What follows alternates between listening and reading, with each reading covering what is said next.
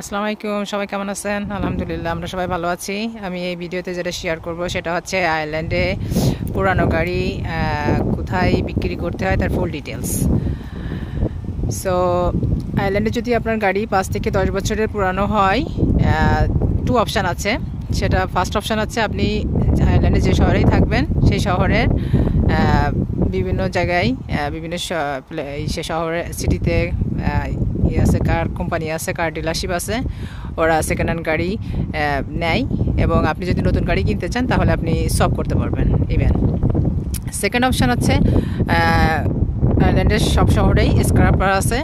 So ওরা আপনার গাড়ি বাসা থেকে নিয়ে যায়, অথবা আপনি দিয়ে আসতে পারেন তাদের কাছে। সো ওরা স্ক্র্যাপে দিলে ওটা গাড়িটা আর কি ড্যামেজ করে দিবে, যদি আপনি আর ইউজ না করতে চান।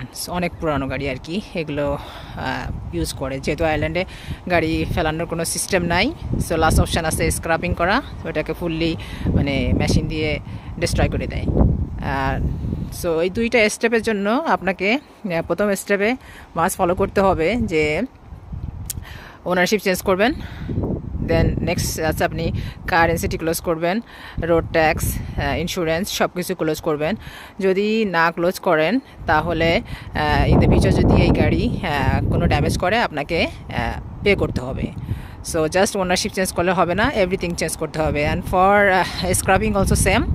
স্ক্রাব করলে ওরা আপনাকে 5 or 10 ডেজের ভিতরে একটা সার্টিফিকেট দিবে ওই কোম্পানি। আর মেক শিওর যেন ওরা অথরাইজ কোম্পানি হয়, যে কোনো গ্যারেজে দিবেন না, ভেরি ইম্পর্ট্যান্ট। সো অথরাইজ হলে ওরা আপনাকে সার্টিফিকেট দিবে, আর ওই সার্টিফিকেটটা দেওয়ার পরে ওরা অটোমেটিকলি মোটর ট্যাক্সের সাথে কমিউনিকেশন করে ওটা ক্লোজ করে দিবে। তারপর আপনাকে এনসিটি প্লাস কার ইন্স্যুরেন্স আর যে স্টেপগুলো আছে সব ক্লোজ করতে হবে। তা নাহলে সেম থিং আপনাকে ফেস আপ করতে হবে ইন দ্য ফিউচার, যদি এই গাড়ি দ্বারা কোনো অকারেন্স হয়, কোনো মানে ব্যাড থিংস ঘটে। সো অলওয়েজ থাকবেন, কেয়ারফুল থাকবেন এই সমস্ত বিষয়ে, আর এগুলো ক্লোজ করে দিবেন। আর যদি কারো কোনো প্রশ্ন থাকে অবশ্যই কমেন্টে জানাবেন। ভালো থাকবেন, আল্লাহ হাফেজ, আসসালামু আলাইকুম।